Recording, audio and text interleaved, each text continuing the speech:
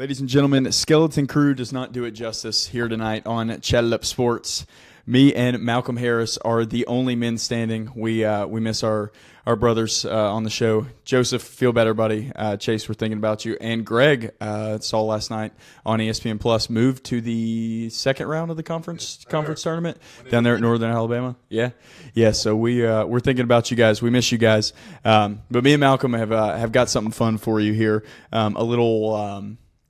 A little deep dive, a career in review, if you will. We're also going to talk a little bit about round 2 of the NBA playoffs, and then anything, you know how we do, kind of loose here. I'm sure there'll be some other stuff that I haven't mentioned in the intro that we will get to. There is no theme music. We don't have a producer. Malcolm, how you doing, bud? I'm good, brother. How you doing?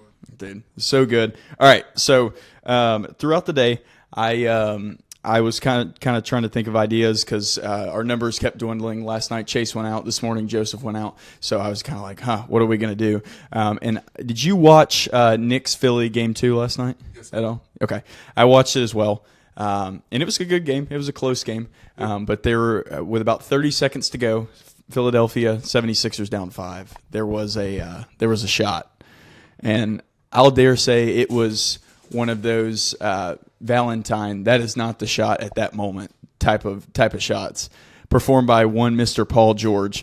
So I started thinking about him, and the more I saw the clip circulated, because Paul George, when he does something in the playoffs, everybody gets on him no matter what. And there's reasons that we'll get into for that. But I think what we're going to do tonight is we're going to deep dive Paul George's career, a career in review, and I will dare say by the end of this pod that you will see kind of what I discovered, that Paul George, although never won a championship, never been to the finals, is kind of the center of the NBA universe since he entered the league. One of the most important players. He is one of the more influential players of our generation. Yeah. Like, I think he's the true bridge between old school hoops and new school hoops. I agree. So I've seen him play live once. I saw him in Charlotte this past March, and even in his 37-year-old state, man, he's unbelievable. He's one of the best players I've ever seen play live. Just, he's so big, he's so fluid.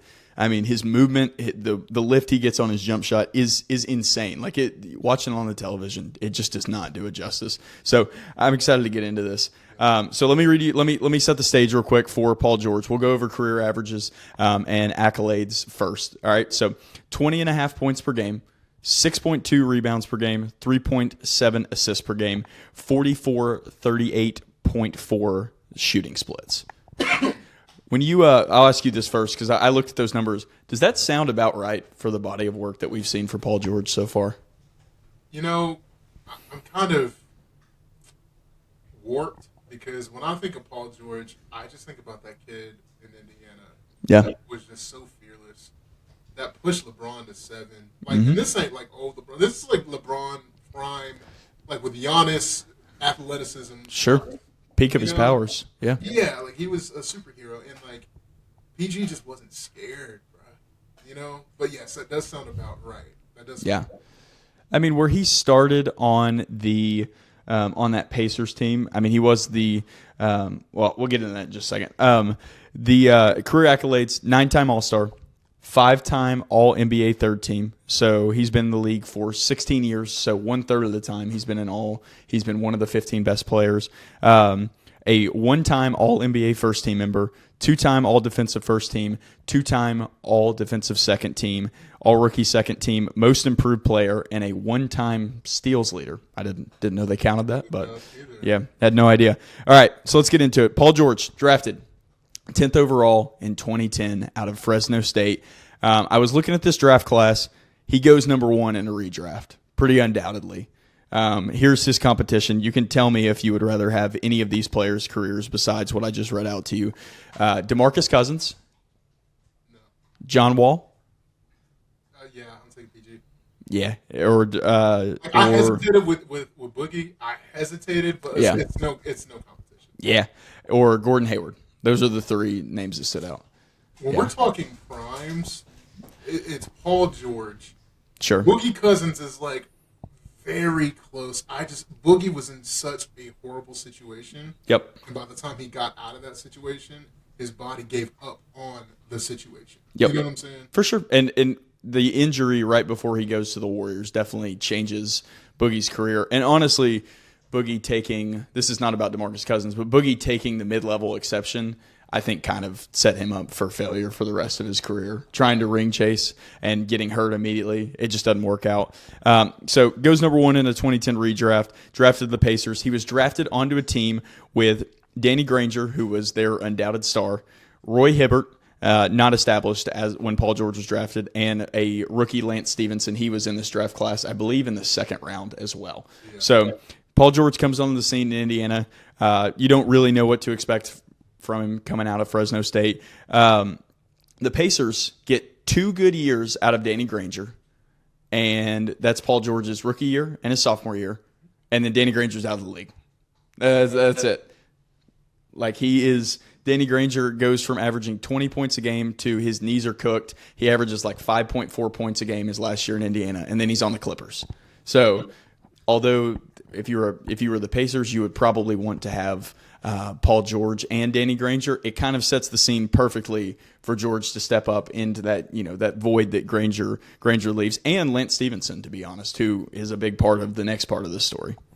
Danny Granger was an absolute bucket. Whenever it was like rookie PG, Danny Granger used to be the guy, and injuries suck, bro. For sure, falls into that like Brandon Roy, like I do feel like the age of the guy that was that just got hurt and it was just over. I do feel like that has kind of passed us by with, I think, as good as modern medicine is now, and also as rigorous as these physicals are and these teams are at uncovering issues in the draft process before they even get into the league.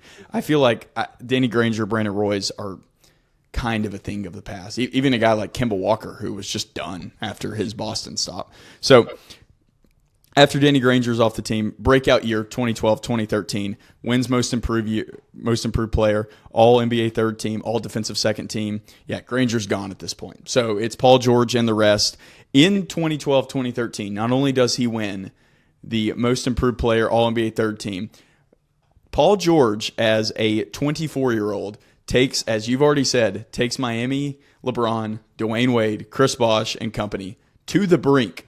Game 7 of the Eastern Conference Finals, and they do get kind of blown out in Game 7, and Lance's antics and all that. But I mean, in an era where it felt like it was LeBron and the rest in the East, the Pacers pushed him. I remember watching this series as a kid. I remember it like yesterday. I was on vacation. Yeah. Yeah, I was on vacation with my family. We were on a cruise, and I just remember just looking at PG, and I was just like, dog, like, he's the next one. Yeah. Right? Like Paul, like, I honestly fell in love with Paul George that finals. I was like, oh, it's going to be him and LeBron battling for the rest of their careers. Yep. It really is. It was going to be it was set up to be the Eastern Conference, if not for something that we'll get. I guess LeBron leaving, but also something we'll get to in just a second. So 2013-2014, Pacers pick up right where they left off, 56-26. I believe the best record that they've had, period, since then. They have not been back to 56 wins since then. Even with the Halliburton run last year, they haven't been back to that. They make back-to-back Eastern Conference Finals. They get 2 games. This is George's, like, last year was the breakout. This year is, okay, I'm here to stay. So George has by far his best year. He's 9th in MVP voting. Pacers look like they have a genuine, like, blooming superstar coming. He looks like he's going to challenge LeBron, if we can just keep the core around him. And then on April 1st, 2014, I believe, in an inter-squad scrimmage for Team USA, Paul George breaks his leg in one of the most horrific, disgusting, whatever you want to call it, maybe besides the Gordon Hayward injury or the Sean Livingston injury. It's not like Kevin Ware, bro. Yeah. Like this is catastrophic for Paul George's career. I mean, it is, and it's in an inter squad game too. He's like, it's at the end of the inter squad game. They're not playing for anything. They're just trying to get team chemistry. And George is down. He misses the entire 2014-2015 season. He plays 6 games. Pacers under 500. They miss the playoffs. So when you thought like life can't get any better, maybe they break through, maybe LeBron he goes back to Cleveland this season, then Paul George breaks his leg, and it basically breaks up the entire core of this Pacers team. Lance Stevenson, after the season, Roy Hibbert, gone. They're not on the team anymore. Paul George comes back to a completely different team than when he left. So PG comes back in 2015, 2016, career high in points, All-NBA third team, All-Star. Pacers are 45-37. Hibbert and Stevenson gone, as I mentioned, and they are replaced by rookie Miles Turner. So this is actually when Turner entered the league, and Monta Ellis. So that's who Paul George, into career Monta Ellis. Because again, after this run with the Pacers, Monta was gone. He was out of the league. Actually, if you look behind me, I believe you see right there. There's a Warriors We Believe. We Believe era Monta Ellis jersey. Yeah, I never thought I'd get any mileage out of that. Glad I have it. So 2016, 2017, he continues improving. Basically his best season to date, but he's only an all-star because Indiana's still mid. Their roster is mid. He's running with like C.J. Watson. Mike Dunleavy's still on the team. It's a weirdly constructed roster, and Indiana is just kind of a middling, mid-pack playoff team. They don't really have a chance to go anywhere. So because of that, I was looking back at these records, and tell me if you remember something different. I remember PG basically forcing a trade in the summer. Yes, I remember that. Okay. All right. Yeah, so that is correct. Because I was like, did he actually force a trade, or did Indiana just want to get off of him, hit the reset button? But they trade him midsummer, June 30th, I believe, was the date I saw. And they trade him for Victor Oladipo, who, again, if not for injuries, would have been like Pacers royalty for the next 10 years. And Domantas Sabonis, who, in the grand scheme of Pacers basketball, didn't end up mattering that much. So they trade him to the Thunder. And a funny note that I saw, the Pacers and the Thunder, after this trade, had the exact same record. Wow. Yeah, in 2017, 2018. So he goes to OKC, teams up with Russell Westbrook, Carmelo Anthony, and if you're thinking about that team now, you're thinking, oh man, that's kind of a weirdly constructed team, like a bunch of ball dominant guys. But you got to keep in mind, Malcolm, this was the height of the Big Three era. This is when teams were loading up. The Golden State Warriors have Kevin Durant at this point. Every single team knew that if you didn't have at least 3 all-star caliber players, you weren't going anywhere. There was no chance. Yeah. So they go 48-34. And this is the thing that I had forgotten about that surprises me the most. They get beat 4-1 in the first round by rookie year Donovan Mitchell and company on the Jazz. Really? Yeah. In the 2018 playoffs, rookie year Donovan Mitchell just beats the crap out of them. Rudy Gobert, Bojan Bogdanovic first year over there. Bojan wasn't there yet, but they get beat 4-1.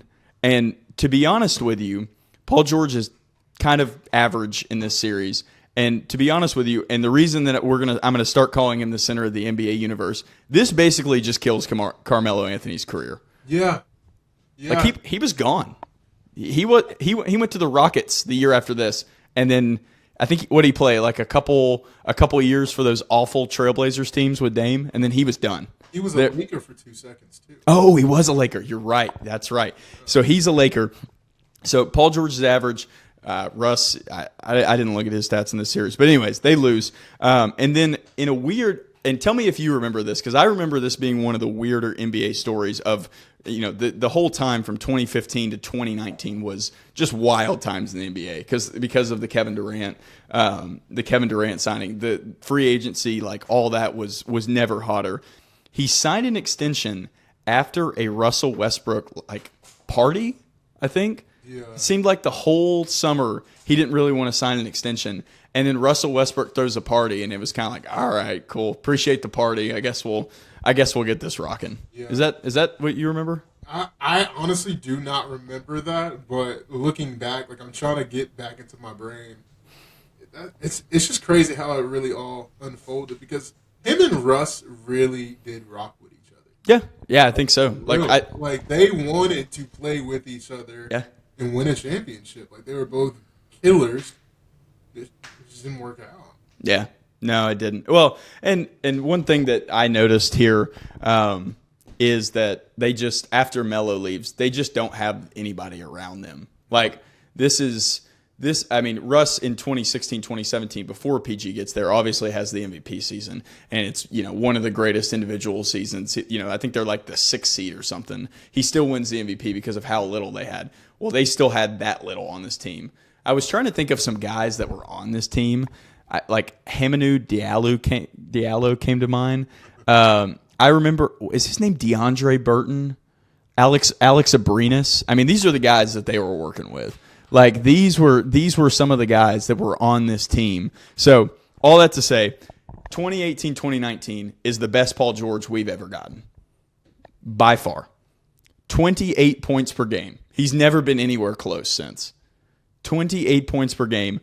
All NBA first team, all defensive first team. This is the year that he got his steals leader accolade and was 3rd in MVP voting and 3rd in DPOY. A true two-way. Shooting splits were good too. They wasn't like he was out there just chucking. They were a little down, but that's going to happen on volume. Oh, yeah. So just when you think our guy Paul George is hitting that final peak, that ascension, like here we go, Russ, PG, see what can happen. Let's get in the playoffs.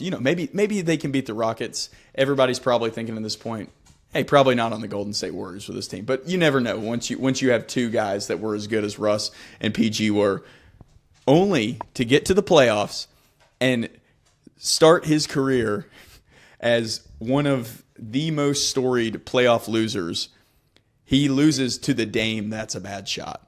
He gets the "that's a bad shot" put on him in his crown jewel season.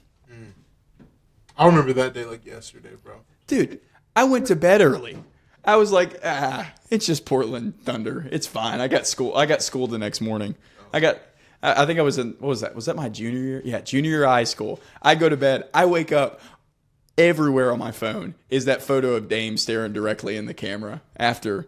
Oh my gosh, man. Where the whole team's on top of Dame. So our guy PG gets upstaged, and here's where it gets good. Here's where Paul George truly becomes the center of the NBA universe. I'm sorry. And I do need to mention that during this playoff run, he also referred to himself. Let me read you the exact quote. Whether it's a win or loss, playoff P is out there regardless. I love it. There's no stress with that, no pressure with that. I love it. This is where playoff P starts, and then they get beat in the first round by Damian Lillard and like Enes Kanter and CJ McCollum. So our guy Paul George has had enough of OKC. He's had enough of being a loser. So he probably does what he wanted to do before signing the extension in the first place, because there was a lot of chatter that year that he wanted to go to LA. He is basically the catalyst to get Kawhi to the Clippers, who leveraged the Clippers against the Lakers with the Paul George trade. And because Paul George is traded, the Thunder have to hit the full reset button, and Russell Westbrook is traded to the Rockets. So it's done. Like, the OKC Thunder are in full rebuild mode as soon as Paul George is out the door. And I will add to this, and again, nobody knew this was going to happen, so we'll give them a little grace. Paul George is part of the single worst NBA trade ever. It's not even debatable. He's sent to the Clippers for a package of Shai Gilgeous-Alexander and 6 first-round picks total. Yeah. No, it's looking back, I don't know. Maybe you can go Ricky Williams with the Saints, where they gave up every single draft pick. Yeah, in that one draft. Yeah, Ricky Williams. But like, take it a step further with SGA. Had SGA not stripped Draymond in that game where Kevin Durant, you know what I'm saying? In the Kevin Durant, the Kevin Durant Draymond game, in the overtime game, Draymond takes the last shot. Yeah. That entire thing honestly probably doesn't even get us to that point. Like SGA truly, bro, like, it's crazy kind of seeing how all this has happened. And had it not been for really that play, and then also 2 plays really just changed the fortune of the OKC trade. Yeah. And I mean, now we know that Paul George for SGA straight up would have been a bad trade. Nobody at that time could have foreseen that Shai Gilgeous-Alexander was going to shoot 55% as a guard and win back-to-back MVPs. But not only do they lose Shai Gilgeous-Alexander, they also give up the pick that becomes J-Dub.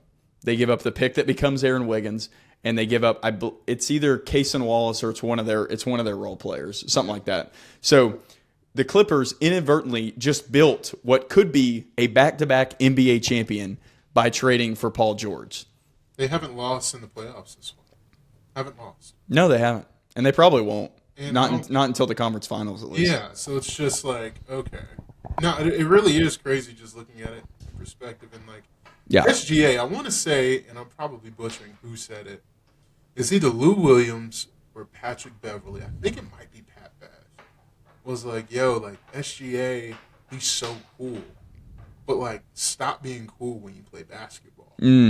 Like, he was like, I just need you to be a killer. Like, an official. He was like, This is what really took him to the next level, was understanding, like, that killer instinct. And, I mean, we see it now. I mean, he's one of the most efficient scorers we have ever seen play basketball. Yeah, no question. Not even a singular question. So, 2019-2020 is the first year of the Kawhi Paul George experience. We have a rotating cast of characters in and out of there. On this team, memory serves correctly, Montrezl Harrell, Lou Will, there was Zubac, young Zubac, yeah. So that's this team. And, of course, we know in 2019-2020, that season, the NBA bubble comes in. And all the players are in Walt Disney World. And in the second round, Western Conference semifinals, Los Angeles Clippers have had a good season. Kawhi obviously has his, he's missed a couple games. They've had a good season. They're up 3-1 on I would describe them as the not there yet Denver Nuggets with Jamal Murray. Murray's had a great bubble. Jokic he's damn near a superstar by this point, if he's not one already. They're up 3-1.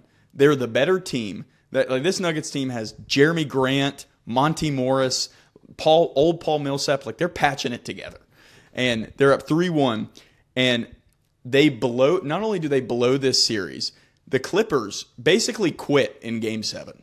Like, they get blown out in Game 7, I think by 15. It's never close. I remember watching this one in my dorm room. And Paul George goes 4 for 16 and hits the fucking side of the backboard on a three. Yeah. And gets coined the name Pandemic P. Pandemic P, baby. What a time to be alive that was. So, Malcolm, I'll ask you right here. Yeah. I think the way that NBA discourse has become on social media, I know LeBron's a big push, but I have never seen a night on Twitter and Instagram when he hit the side of the backboard on that three-pointer. Oh, it's not. It's top 5 for sure. Like, when I tell you, bro. Oh, my gosh. I'll never forget, like, the clips and the TikToks that came from it, bro. Like, the saxophone memes. Like, it was crazy, bro. Like, I feel for PG. Because, are we going to talk about the Clippers some more? Yeah. I mean, a little. To be honest, I don't have a ton on the. I've got one more like specific series down on the Clippers, and then feel free, bro. Yeah. So next season, 2020-2021 season, Paul George has come off Pandemic P. Our guys, he's getting up there. By this, he's in his 30s by now, and he's already part of the retroactive worst NBA trade of all time. He's hit the side of the backboard. He's given himself his own nickname. Oh, by the way, he had a no overtime, no OT tonight Gatorade commercial, and he cannot perform in the clutch in the playoffs. And to add to that, we get to 2021. The Clippers make the Western Conference Finals. And this is not like one of those fluke, sometimes not the best team makes it because their path. The Clippers and the Suns that year, if memory serves correctly, are the best team. I think this is the year that Jamal Murray misses with a torn ACL. So he's out. He's got a long-term injury. Denver's not what they are without Murray. The Lakers, I think this was the worst year besides the first for the LeBron tenured Lakers. With Mr. Hand in pockets. Yeah. No. Ham's not there yet. No. This is the Frank Vogel year. Oh, God. Yeah, this is the Frank Vogel year. They're running like the old, like Markieff Morris, Mark Gasol, I think, is still on this team. Yes, bro. AD's hurt. Yes, So bro. the Clippers, it kind of just opens up perfectly for them. And not to mention, they should be one of the best teams. They have two of the best players in the league when healthy. So they make it to the Western Conference Finals against the Suns. In I believe it's game 3, Paul George is at the free throw line late with basically a chance to ice it. I think they're up 4. They would go up 6 with 2 free throws. He misses back-to-back free throws, and the Suns in this game get the Ayton tip in with 0.3 seconds left. Another just career-defining moment that basically gives the Suns their only finals appearance in the last, what?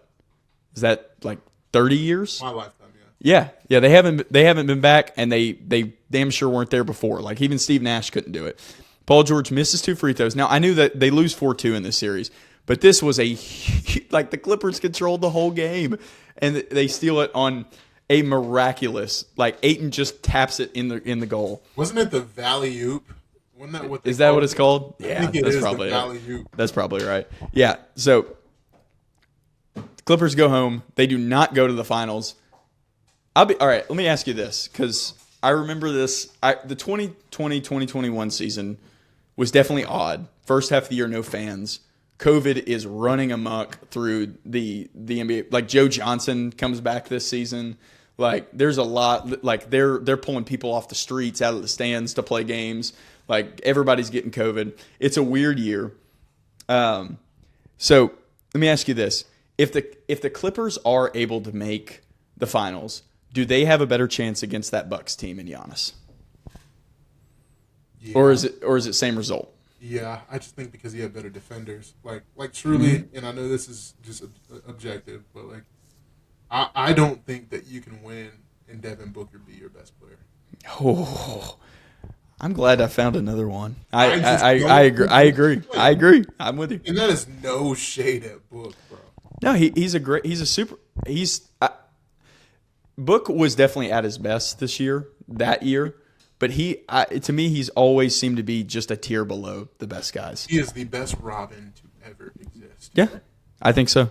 Honestly. I think you're right. He is the best Robin, and we've been trying to put him in this Batman box. Yep. And he's been getting shielded because, he loves Phoenix. No, he likes Phoenix, but knows he's not going to be Batman anywhere else. Yep.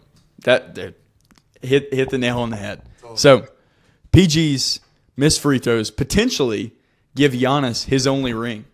Yeah. Potentially. Oh. So, Giannis has a ring, really a legacy sealer, because who knows if Giannis is ever going to get another chance with the way it's going in Milwaukee. Look open as all get out. That window's closed, bro. Done. It's completely done. Giannis may get traded this summer. 2021 through 2023, I'll be honest, not a whole lot of notable stuff happening here. Clippers are average. Kawhi misses a ton of games. George is solid. But they never make it past the first round for this time. Did you have anything on the Clippers more specifically you wanted to go into? I was going to say straight up, the Clippers' failure was not on Paul George. Because you got to think about it, bro. Like, if I'm PG, I'm kind of pissed. Because I came here with the thought that, like, I'm going to run with Kawhi. Yep. This is why I signed up for this. Had I not done this, I would have chased bigger bags. Like, I would have gone to get more money elsewhere. I would have gone to Indiana, And now looking back, it's like, whenever PG does retire, where does he really call home? Like, where does he go? Whenever him and Kevin Durant have the same issue. Like, it's 10 times worse for KD. Yeah. Like, when KD retires, he's not going to have a home. No, Durant definitely not. Part of me thinks that just because he was, he's there 5 years on the Clippers. He's their best player, their healthiest best player for 5 years. Part of me, and Ballmer, and that's a greater discussion of this Clippers franchise as a whole. Like, the Clippers don't have much. They don't have much to celebrate. There's not many players you can point back in their history because they're cursed. Like, it's well documented. Like, the Clippers franchise is absolutely cursed in the NBA circles, and I don't know. Maybe he'll definitely get a homecoming in Indiana. Come on, dog. He took LeBron to two down to the wire conference finals. Yeah, I don't know how his departure from Indiana was. It's almost like, and we know this very well. It's like with this team, Yeah, and yeah. Julio Jones. It's like Julio deserves to be in the Ring of Honor like nobody's business, but is he given kind of the exit? Sure. It matters how you show up, but how you leave a room is always more important. Right. That's a good point. Yeah. And just as of note, on March 1st, 2023, the intro teaser for Podcast P is released. I just wanted to get that in there for the story. So George is basically sign and traded in the summer of 2024 because the Clippers do not want to give him the extra year. He wants 4 years on the max. The Clippers only want to give him 3. Philly is more than happy to pair him with Joel Embiid, and I guess Tyrese Maxey as well is coming up at that time. What did the Clippers know? They must have known something. They must have known the fall off was imminent because, boy, they look really smart for not wanting to give him that 4th year when almost every NBA franchise would have protected the asset and at least signed him and tried to trade him post-contract signing. Yeah, I mean, I think they saw him every day, and I mean, Father Time really is undefeated. And, yeah. PG is a bucket, man. I think PG is forever. I mean, how much longer do you think PG has? I'd say he'll play out his contract. I mean, that's. I've only got 2 more points here. One of them is that he was better this year. He was a good player. He's not worth what they're paying him, but he was good. Yeah, I mean, I don't think he's worth what they're. No, not at all. He's one of the worst contracts in the league still, even as much improved over 2025 as he was. And that's the last 2 things I've got written down here. George has an abysmal 2025. Yeah. A shockingly bad 2025. Embiid's hurt the whole year. Maxey gets hurt. McCain gets hurt. Sixers are one of the worst teams in the league. And they're just happy to shut down Paul George for the rest of the year. And they get VJ Edgecombe. I mean, just can't write it any better than that for Philly. That kid, by the way, watching him play playoff basketball, that kid's a freaking problem. He's going to be a problem for years. He's 19, dude. He makes me feel so bad about myself. Bro, but like PG is what Chris Paul was to SGA is what PG is to BJ. Mm-hmm. I think there's some validity to that because, I mean, Edgecombe is a big. I mean, a lot of his game is based on athleticism. If you learn from PG, the master of the smooth, the master of just the fluidity in the dribble, the fluidity and how he attacks, like getting to your spots. I mean, even saw it last night. I saw a couple Edgecombe pull-ups that, like preseason, early season, I just don't think I would have seen before the playoffs. He looks like and this is kind of blasphemy what I'm about to say, but just hear me out. He looks like a smoother Jimmy Butler. I thought you were going to go D Wade. I thought you were going to go to another Heat guy. He looks like a smoother Jimmy Butler. I didn't think about that comp for him. He shoots a little bit better than Jimmy. That's what I'm saying, a smoother Yeah. Jimmy Butler. It's like everything is there. It's just smoother. Like Jimmy was just a bit more rugged in this game. But like they play an awful lot of it. Yeah, they do. That's a good comp. Thanks. So because PG has a terrible, terrible 2025, he basically just hands Philly a get out of jail free card. Like, hey, you're going to be locked into the Embiid and my money. Well, guess what? Here's the 3rd overall pick. And oh, by the way, this kid may be as good as the first 2 picks. Who knows? Like, he may be just as good as Flag by the time it's all said and done. So, comes back in 2026, and this is the last thing. We're coming up to current. He has a better looking season, and then he gets suspended for 25 games for basically admitting that he took something that he wasn't supposed to be taking. He basically took an old man pill. Yeah, he took supposedly something for depression and other, areas. That it was on the ban list, and he just took it, and he was like, "Yeah, I own it." I will say, when he came back from it, though, like he looked so good. Yeah, dude, I was there for his second game back in person. I was like, who is this? Like, where has this guy been? He looked like the best player on the floor at times in that Charlotte game. Like Gus was dropping 30 before he got suspended. Like, I promise you, I think I was in a Discord, and somebody was like, bro, like, PG dropping 30 in 2025 is weird. Yeah. Like that's just very, very odd. Excuse me, was it 2026? Yeah, it's 2026. It's very, very odd.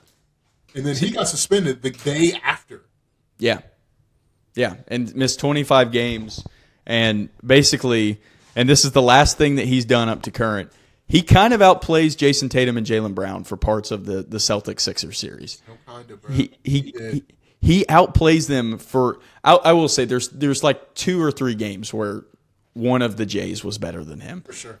So, PG, now we don't know what's going to happen. I'm not going to comment on the Jaylen Brown Twitch streams. Do what you want with that. I don't care. I'll just wait for it to shake out. I'm not going to overly jump into that. Because old Paul George on the Sixers gets them VJ Edgecombe and comes back and plays better than 2 supermax contract players, the Jays may be done in Boston. I just think that, and we've talked about it, and I know you're like, you just want to split them up, but I've been very vocal about this for months. They don't need to play together, and if I am truly like if I'm them, I think I build around Jaylen Brown. I think tough one to swallow. Hurting. Hate him out. Hurting. Simply for the fact that the return on the investment, if I can get Desmond Bane, 5 first-round picks for Desmond Bane, bro, honestly, yo, Milwaukee, I want Giannis. What's up? That's the proposed trade is the opposite of what you're saying. It's Jaylen Brown for Giannis. And after the year that Jaylen Brown had, and I did see a report that he said he wants to be in Boston long term. We'll see how it all shakes out. Jaylen Brown, he's a smart guy. And one thing I know about smart guys is they think they know better than everybody else. And I kind of think that's what's going on a little bit here. He said he wants to be in Boston long term, but I mean, imagining a world where Paul George is responsible for the breakup of the duo that's literally been in Boston Celtics fans' lives now for almost a decade plus. Like Brown's 2015 draft class, Tatum's like 27. Yeah, is crazy. So I present to you, viewers and Malcolm, Paul George never won a championship, never won an MVP, never won a DPOY. But one of the single most important players of the 2010s and really 2020s as well. What a segment. Shout out Paul George. I love PG. I'll never not love Paul George. I want him to win. I do. Do I think he's going to be able to do it? I was watching that game last night. I mean, he was very, very effective. But, yeah, his shot selection was crazy. But when you see 5 go in, you're going to keep shooting, bro. Sure. You're going to keep shooting. And I will say Nick Nurse, Andre Drummond, I don't know what that was, bro. I have no idea what that was. Like, either stick with him or not. It was just rotations. They kept yanking Bona in and out. Yeah. Bona got a bunch of fouls. Yeah. Strange game, and Nurse has frustrated me for years. I don't know. I think he's a little overrated as a coach. I don't think a good coach would get himself into some of the situations he gets into. But after watching that shot, Malcolm, last night, I don't think it's ever going to happen for my guy PG. I hope I'm wrong. I hope they turn it around, come back, win 4-2, 4-3 over the Knicks. But I don't know, dude. Maybe over. I'm thinking a 3-team trade. I know this is just random, but I just want to run it past you. Okay, I'm here for it. Let's do it. This is going to be in the East. It's going to be Austin, Milwaukee, and Miami. Okay. The big pieces, you're going to have Tyler Hero go back to Milwaukee to his hometown. Okay, I'm there with you. All right. You're going to have Jason Tatum end up in Miami. Whoa. They have been looking for a star for as long as, they have wanted a star so bad, bro. I would stop watching basketball if he went to the Heat. I think you get Jason Tatum in Miami, and then I think you get Giannis in Boston. But I think Milwaukee gets a bunch of assets back from everybody else just to make that make sense. But I think that Tyler being in Milwaukee, I think he will tap into another element. I just think Tyler Hero doesn't give a damn about hooping in Miami. the malaise with him has been noted over the past couple of years. He don't care, bro. He's like, I mean, they finna every time a superstar is up, Tyler Hero's up for trade, but then Bam's not. So it's like, you know what? Like, no, like Bam has as much responsibility in this as I do. Yeah, even though he broke fraudulent hoops, I don't care what anybody. Oh man, yeah, bro. So I think that trade. Wow, that would break.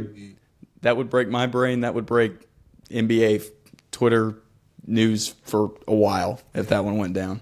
Man, any thoughts on Wolves Spurs before we get out of here? For sure. I do want to say to lead off here. After the Wolves won Game 1, I saw a lot of people like Wolves are winning this series now. I was like, what? They are? Because they won Game 1 by 2, and the Spurs didn't really play that well, and Wemby went 0 of 8 from 3. What do you think? Spurs in 6. They'll get one at home. Minnesota will get one at home. Spurs in 6. I think this is cute. This is great. You know, I just, again, and if you want to win a championship, I just think you just play out your contract in Minnesota and get to a bigger market, bro. You know where he's going. I know where he's going. The world knows where he's going. Everybody knows once he gets done in Minnesota. Kind of weird. I mean, I know Ant is banged up right now. I don't like that he's coming off the bench. I don't know. I just think there's certain players that you don't ever touch the bench for me. Like, I think if they're on the floor, I'm starting them and I'm playing them in a starter role, and I'm keeping the rotation that way. I don't think it's necessarily the only thing that's wrong with Minnesota. There's actually quite a few things, but that was one thing I picked up on. I was like, I hate this. Stop benching the superstar. I think they just have so much belief right now in Jaden McDaniel, given what he just did. Yeah, Terrence Shannon Jr. too. Yeah, I just think they got a lot of belief right now. They're like, yo, if it's not broke, don't fix it. Like, but I do think that you're going to see Ant start in Game 3. I just think you have to, like, yo, this is a 1-1 series. Like, I need to shoot with my best guns. I'm going to look Ant in his face and be like, yo, how does your knee truly feel? Yep. Don't lie to me. If it's not good, come off the bench. Like, this is about your long-term career. But if you go out here, like, I'm playing you for 40 minutes. What you want to do? Yeah. It's just going to be that. But no, I mean, I think it's real simple, bro. After Game 1, I mean, you saw it on Twitter just like me, man. Pop, he came in the room. In the film room, man. Figured him out in one day. 2 hours with Wemby. Rest of it, they got to it, bro. Yeah. Like, it was truly, like, you could tell after the first quarter, I was like, oh, they're about to blow them out. I didn't think it was going to be by 30 plus. But, yeah, Minnesota just looked out of whack. And it shows me how cool and how good of a coach Pop really is. Yeah. Insane. I mean, they were saying they had another playoff win to the resume. So, ladies and gentlemen, this has been Chatted Up Sports, episode 196. A quick one, something a little different here for you on our Thursday show. College football catch-up, what we watch, all the segments that are normally here on Thursday will be back next week. We promise we'll be back in studio on location. Malcolm, any final words before we go? Hey, big show on Monday. Let's get ready. Oh yeah, we got a plug. Big show, head of Iron Man coming on. Name I'm forgetting. It's all right. We can just keep it a mystery till Monday. Yeah, somebody high up in Chattanooga Ironman scene will be coming on as we talk to them about the race, the organization, everything that's going on there. If you made it to this point in the video, Malcolm and I and the guys that aren't here, we love you. We appreciate you. Peace.